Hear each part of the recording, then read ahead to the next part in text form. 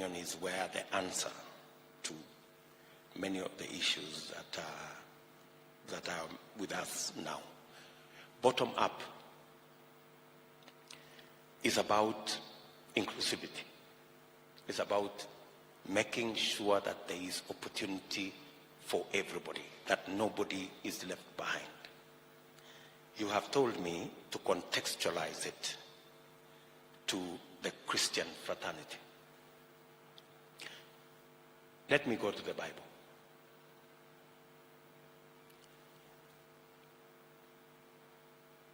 Psalms 113, verses 7 and 8 speaks to bottom up.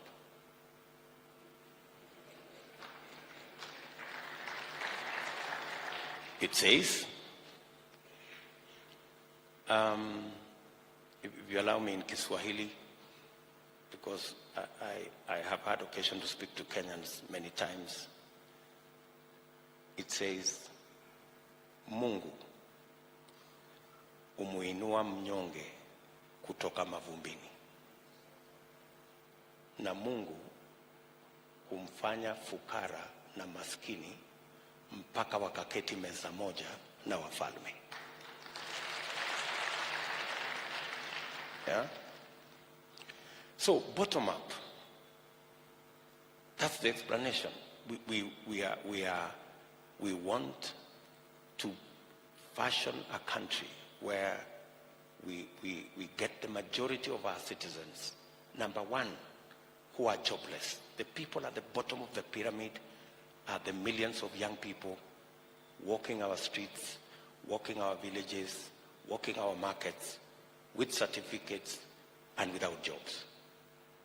That's why I insist that we must have a deliberate. I know many people here are learned. Dr. Okinde is here, Dr. Mukanda is here, and many more doctors. And we have been told they are real doctors, which means they have gone to school. We must have, it's no longer fashionable for us to say we will grow the economy and the economy will create jobs. No. It's possible to grow the economy without creating jobs. We must, for a first time, insist on growing the economy and making sure that that economy actually grows jobs. Yeah? So that is number one. Number two, the people at the bottom of the pyramid are the almost 10, 12, 14 million hustlers, if you may, you know? The people who do all manner of jobs,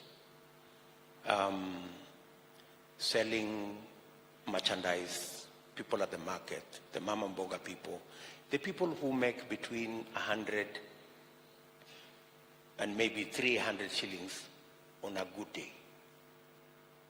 And they are about 14 million of those people in Kenya. Yeah? A bit of statistics from the Kenya Bureau of Statistics. People employed by corporates are about 2 million, maybe 2.5 million, including all the government employees. People employed by the formal sector, another 3 million people. A whole 14 million people are in this space. Micro, small, enterprise people. Those are the people we need to get to in two ways. Making sure they have a formal place for them to run their wares. I was in Trans Nzoia, for example, on Friday. On Sunday. I was in Trans Nzoia. And a lady was saying, Mr. Deputy President, we pay 50 shillings every day to the county government, and we are selling our wares on the road. They haven't done nothing for us. They haven't built for us a market, but they come for the tax, you know. So these are the people. We need to get them a place to do their business. We need to make them access credit. And let me give you an example why this is very important.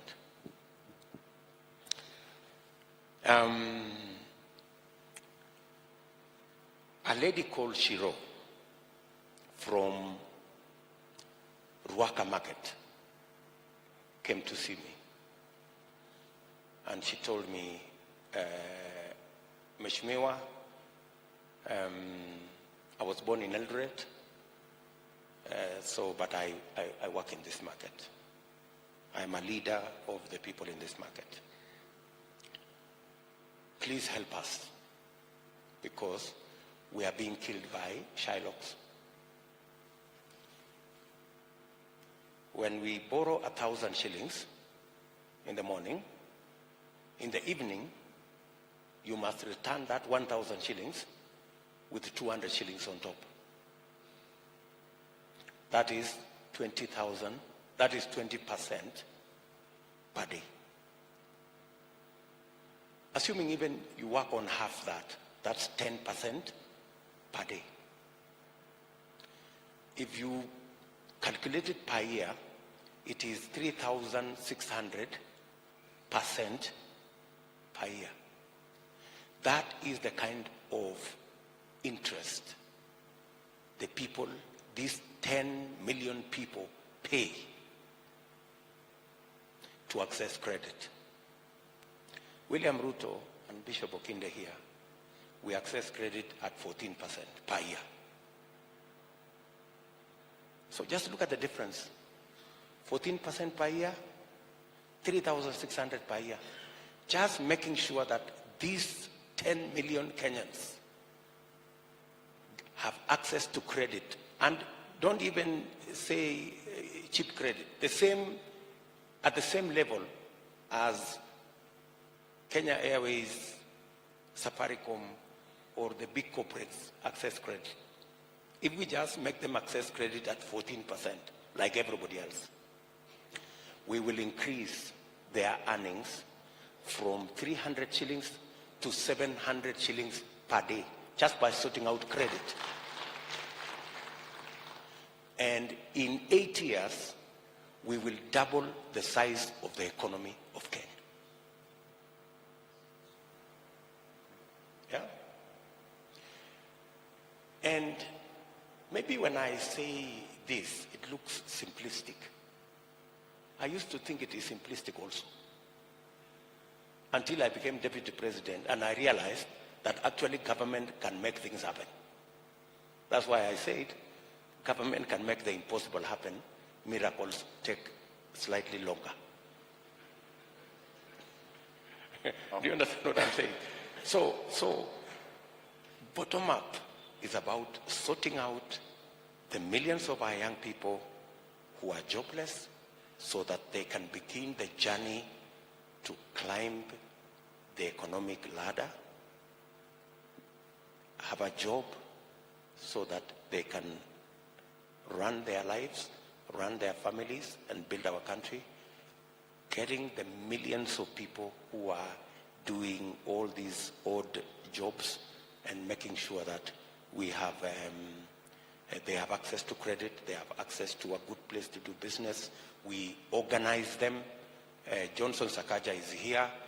Instead of him running around with hawkers in Nairobi, formalized. We have said, as a Kenya Kwanza administration, we have agreed with Johnson Sakaja here, who is our candidate for Nairobi, that with the few markets we have in Nairobi, we will build an extra 20 modern markets in the city of Nairobi alone, just as a way of getting the people who are hanging their wares all over the place into a formal place where they can do their business, and making sure that we get rid for the hassles of ordinary people. That's why I have said every hassle matters. And finally, just by way of responding to the bottom-up economic model, is to make sure that we not only promote, because we had a wonderful plan on agricultural transformation, to make sure that we increase the productivity of ordinary farmers. We have 12 million farming households, yeah, who are producing below what they should be producing. And all they need is access to fertilizer that is subsidized, access to good quality seed. A farmer who is producing 6-7 bags because they don't have the money to buy the right seed, they don't have the money to access fertilizer. If we made sure that they have access to fertilizer and access to quality seed, their 5 bags they are producing can be double. In just one season, you can double it. Let me give you another example, finally. We produce 5 billion liters of milk. 5 billion liters of milk. We are amongst the largest milk producers in the continent. If we are not number 1, we are number 2. That's Kenya, right? And we are doing, on average, maybe 3 liters per cow. 3 liters. And it's because we do not have the correct. We haven't thought about how to, about animal feed. We still import a lot of animal feed, raw materials, soya, canola, sunflower, simsim. We import all. I was having a discussion in Busia last week, and we were discussing simsim. Busia is actually the 4th poorest county in Kenya. I'm sorry, Bishop Okindo, I know that is your county. Neighboring county, sorry. Yeah?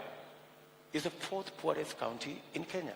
And yet, there exists huge opportunities in oil crops, starting with simsim, starting with soya, going to palm oil. You know, yet we are importing all this. And for your information, we are spending 190 billion Kenya shillings every year to import food items into Kenya, which we can grow. 190 billion Kenya shillings. Edible oil alone, 80 billion shillings of edible oil we are importing. And these are things we can grow. So, what am I saying? The people, the farmers who today are languishing in poverty, we can increase their incomes, actually double their incomes. Like the one of milk I told you, if we just get the correct animal feed by making sure that farmers grow sunflower, we grow soya, we make sure that we have enough raw material, we can actually, for every cow, forget about the cows that are producing 40 liters per day. Even if we just moved our average from 3 to 10, we would increase our milk production from 5 billion liters to 15 billion liters. Forget about 15 billion liters, 10 billion liters. Do you know what that will do? Milk will overtake all our horticulture and what as a foreign exchange earner. And that does not require 10 years. It requires 2 seasons, and we are there. So I am so clear in my mind as to how we can change this country in our lifetime. We don't have to wait for 20 years. We can change Kenya in 10, 15 years. And whoever was not in our country will not recognize it when they come back. Now, all this that you've said is good and indeed can work, should work, must work. But when we are in a state of insecurity, then nothing gets realized. With every election cycle, unfortunately, insecurity seems to always crop up. We have ethnic mobilization. In recent times, we've had lapses, security lapses in Kerio Valley Triangle, Marsabit, Garissa, Laikipia, Lamu. We can only fear what might happen. That's a real fear. And it may even keep some away from turning up to vote, your voters and for others.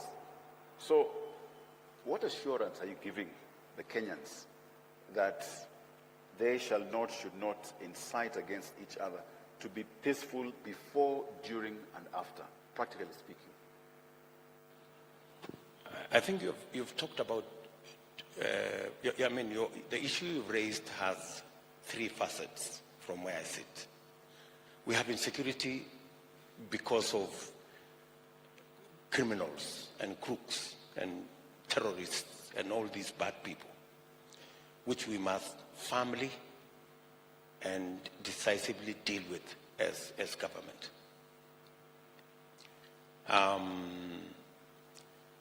We had a program on making sure that we have police reservists in many of these areas. And in fact, we deployed extensively police reservists. In fact, some of the counties, like Turkana, I remember, even helped to pay stipend for some of these police reservists who are really helping with matter security. We must continue to invest in the software, in the human resource, and in the hardware to make sure that we secure ourselves from criminals. And we already have a reasonably big budget on matters to do with security. What we must do, however, is we must make sure that we get value for the resources we deploy in security. What will I do differently? I will make sure that buying guns is not a security issue. Why is buying a gun by the government? Why is it in mystery? Why is it in some dark room? Why? The guns are being carried all over in the streets by policemen. So what is the big deal? Today, they are classified as security purchases. So a gun that is supposed to be sold for 20,000 is bought at 60,000. Why? Oh, it's a security thing, so it cannot be done by open tender. It must be done in some dark room. It must be. I have been against those stories, because these security, secret things, that is where corruption thrives. We must get, if we got value for the money we are putting in our security sector, we would get maybe twice or thrice the output we are currently getting. Right? Number two, we must get the IG. What I will do is to get the IG his own budget. The Constitution says the IG is an independent office. Today, the IG doesn't have a budget. He relies on the office of the president for a budget. You know? And so he has to speak nicely to some people at the office of the president. Why? The IG is an independent office. When I ask somebody, why are we bringing matters to do with the Inspector General of Police? Why doesn't he have his own accounting officer when the Constitution says they should have its own accounting officer? Somebody was telling me, oh, you know, you can't give somebody guns and give them money. If they have guns, you must keep the money so that you keep, giving them enough for them not to cause trouble. First day, I will appoint an accounting officer for the Inspector General of Police and the police department and give them an independent budget and demand from them. Because if you are giving somebody's budget, you are unable to demand from them. Because they will say, but boss, we didn't get this money, we asked for this, we didn't get, we asked for this, we didn't get. So, make the Inspector General of Police truly independent, and then I will demand from them why this is not happening here, why this is not happening here, why this is not happening here. I have told you two things already on that.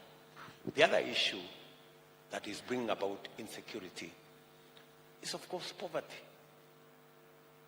You have all these young people. They are loitering our streets. They are out of school. They have no jobs. They become pickpockets. Then they become gangs. Then they become terrorists. So we have to deal with the matter of economic inclusivity, making sure that our young people have a job to do, they are meaningfully engaged, or they have credit to do business. And finally, is the third category of insecurity. The political gangs, sponsored,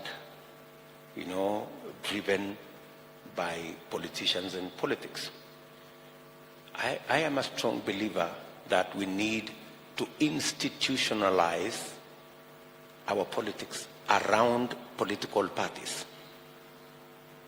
I am a very strong believer that the best way to move our politics away from personality cults and ethnicity is to build strong national parties.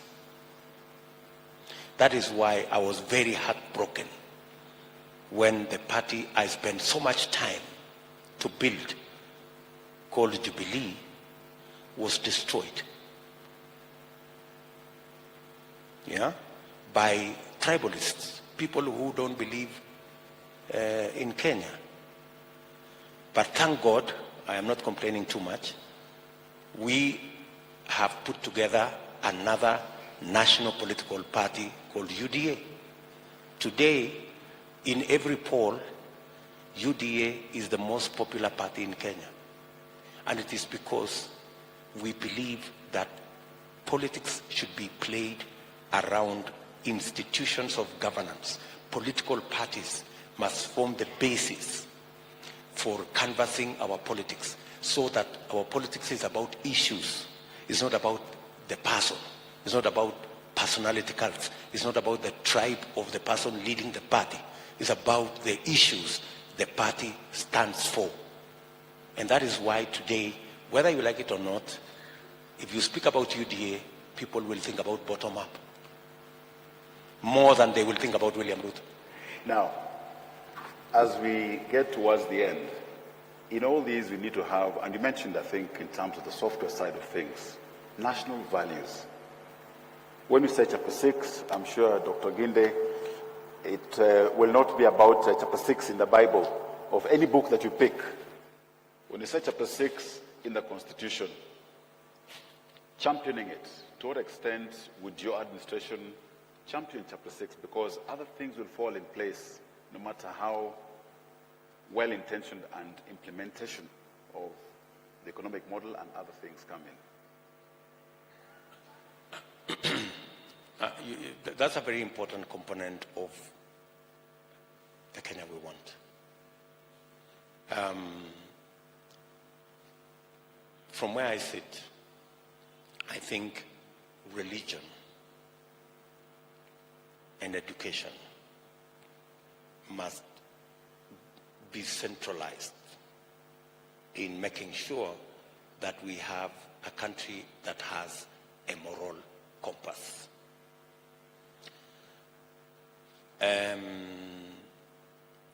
I have been accused of engaging in building churches. I have built as many mosques as well.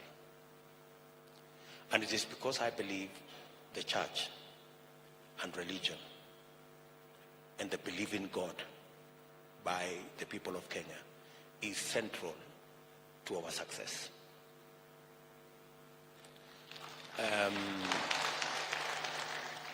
I am happy that the church and religious institutions are beginning to realize that they can no longer remain neutral.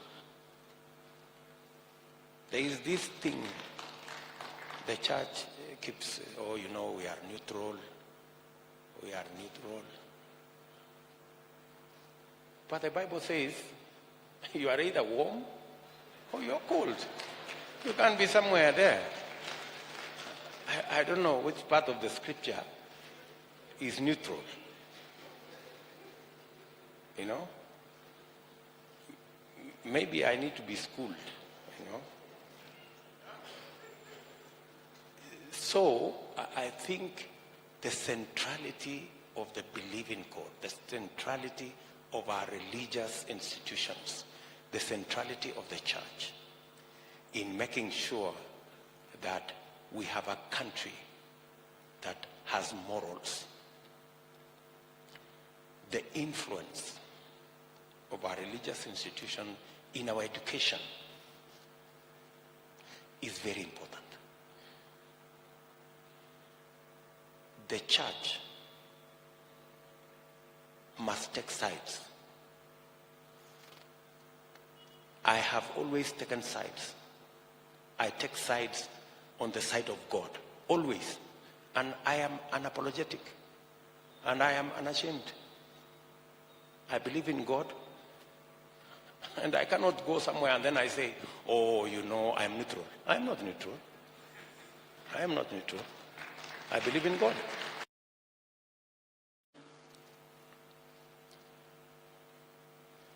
The place of education, we have to continuously refine our education so that it speaks to the values of our society. The church, religious institutions,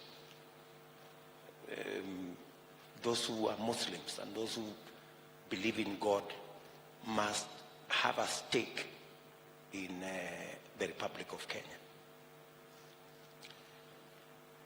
And I don't know whether there are many issues that the church want to raise with government. I know, for example, that the church have issues with the way taxation is fashioned in our country. Sometimes you're taxing the church for carrying out social activities, public good activities. There needs to be a discussion about that. There is the place of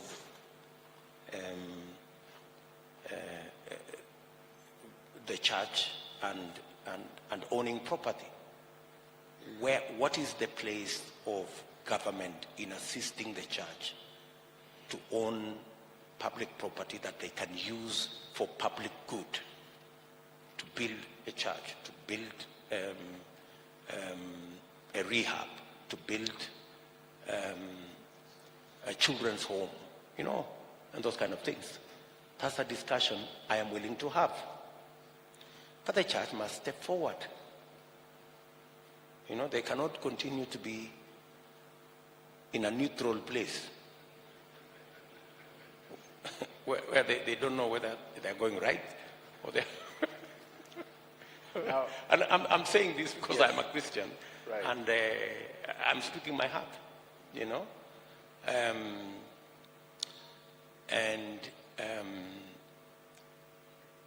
I know, for example, that we've had issues with registration of churches in Kenya. There's a moratorium, and it needs to be discussed. What is the nature of this moratorium? It is for how many days? What are the reasons? The church again must step forward and have a conversation with government. But the church also has an opportunity to install a government. Yes. Excellent. They have an opportunity to install a government. Instead of waiting until others install government for you, and then you go and start complaining.